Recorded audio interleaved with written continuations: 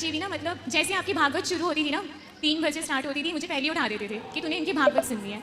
आपकी भागवत सुनने से पहले ना मेरे बहुत सारे फ्रेंड्स थे जो मोहम्मदन थे, तो जब आपकी और उनके साथ ये था कि मैं अपनी स्टडी पे ध्यान भी नहीं देती थी, मैं ठाकुर जी में बिलीव नहीं रखती थी, मैं ज़्यादा ना मतलब पीर बाबा इन सबको फॉलो करने लग गई थी क्योंकि मेरे फ्रेंड्स भी सारे मोहम्मदन ही थे ना। अच्छा। तो उन्होंने ना मेरा ब्रेन वॉश भी ऐसे ही करा था कि मूर्ति पूजा गलत है, तुझे पूजा नहीं करनी चाहिए, अगर तेरे भगवान है तो वो दिखते क्यों नहीं है, हमारे तो मतलब। हाँ तो उनसे बोलना तुम्हारे वाले दिखते हैं, बोले तुम्हारे वाले तुमसे रोज बात करते होंगे।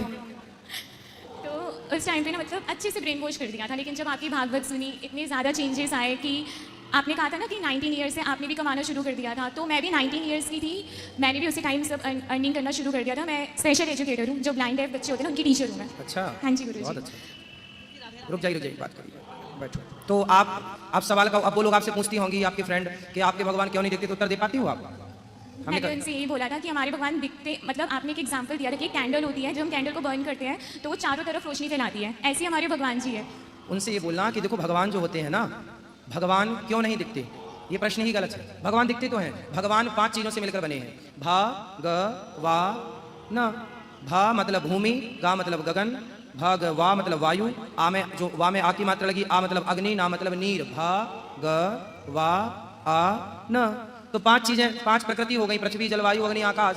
इस पूरी प्रकृति का नाम ही भगवान है। तो भगवान, लोग कहते हैं ईश्वर दिखते क्यों नहीं, दिख तो रहे हैं, प्रकृति दिख तो रही है। मेरा नाम ही प्रकृति है। हाँ, अब प्रकृति दिख रही है, बोल दो प्रकृति भगवान है। और भगवान क्यों नहीं दिखते, देखो उनसे बोलो कि जब आपके पाँव में कांटा लगता है तो क्या दर्द दिखता है? दर्द होता है कि नहीं? क्या दर्द दिखता है? जैसे दर्द होता तो है पर दर्द दिखता नहीं है। हाँ, दर्द का अनुभव किया जा सकता है, उसी तरह ईश्वर के दर्द की तरह है, जिसे दिखाया तो नहीं जा सकता लेकिन अनुभव होता है उस भक्त को जो भक्ति करता है। दर्द है पर दिखता नहीं, उसी तरह ईश्वर के बस का नहीं है। और एक उत्तर दिया करो खुल के, कोई आपसे सवाल क्रॉस क्वेश्चन करे तुरंत फास्ट। और जब गुस्सा आते तो उस पर कंट्रोल कैसे करा जाता है? किस पे गुस्सा आता? बाकी बिहारी पे। क्यों? मेरा ना एक पेपर था सीटेट का, मैंने बहुत तैयारी करी थी उस पेपर के लिए, मुझे 90 मार्क्स चाहिए थे पर मेरे 88 आए थे, और मैंने पूछा भी बहुत करी थी। मुझे इतना मतलब मेरा गुस्सा ही कंट्रोल में नहीं रहा कि बाकी बिहारी भी ऐसे, मतलब मैंने उठा के नीचे फेंक दिए थे, तुलसी की माला तोड़ के फेंक दी। फिर उसके बाद में बरसाना आई तो मेरी मन्नत, मतलब मैंने जैसी विश मांगी ना अगले दिन ही पूरी हो गई, मेरा सीटेट का पेपर क्लियर हो गया। भगवान की पूजा तो करनी है, भक्ति तो करनी है, पर स्वार्थ नहीं रखना। भगवान कई बार हमें असफल इसलिए करते हैं क्योंकि हमें लगता है कि हमें ये मिल जाए तो बहुत अच्छा होगा, जबकि भगवान आपके लिए कुछ बड़ा सोच रहे होते हैं, बड़ा प्लान कर रहे होते हैं। ईश्वर आपके लिए बड़ा चाहते हैं, कई बार आप छोटा चाहते हैं, इसलिए पर किया ना प्रभु ने। इसलिए भगवान हमें खाने को दें या ना दें, हम भूखे रहें, हम कोई भगवान से स्वार्थ के लिए थोड़ी जुड़े हैं।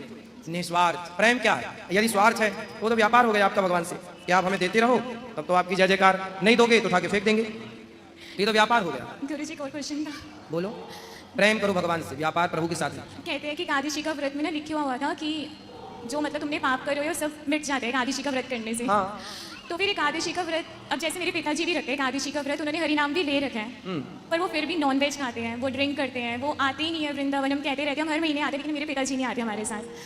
तो मतलब उनके मतलब जिनकी मृत्यु हुई तो उनको मोक्ष मिल जाएगा, मतलब वो उनका पुण्य जितना होगा उस पुण्य का भी फल मिलेगा, और जितना पाप होगा उतना पाप का भी मिलेगा। पर एकादशी का व्रत रख के तो गोलोक जाते हैं ना, तो उसके नहीं, एकादशी रखते हैं तो गोलोक तो जाएंगे पर अपने पाप भोग के जाएंगे। जैसे सूखी लकड़ी को आप जलाओ और गीली लकड़ी को जलाओ, कौन जल्दी जलेगा? सूखी लकड़ी जल जाएगी, गीली लकड़ी जलेगी? हाँ हाँ जलेगी। कैसे जलेगी?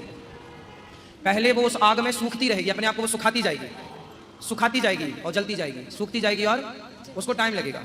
सूखी लकड़ी जल्दी जल जाएगी, गीली को टाइम लगेगा, पहले वो उसी में सूखेगी फिर जलेगी। ऐसे ही आपको मोक्ष तो मिलेगा एकादशी के बल पर पहले आपके जो पाप हैं वो धीरे धीरे पहले वो भोगना पड़ेगा, वो जब भोग के फिर मोक्ष के आप अधिकारी, टाइम लगेगा। यदि पाप हैं तो भोगना पड़ेगा।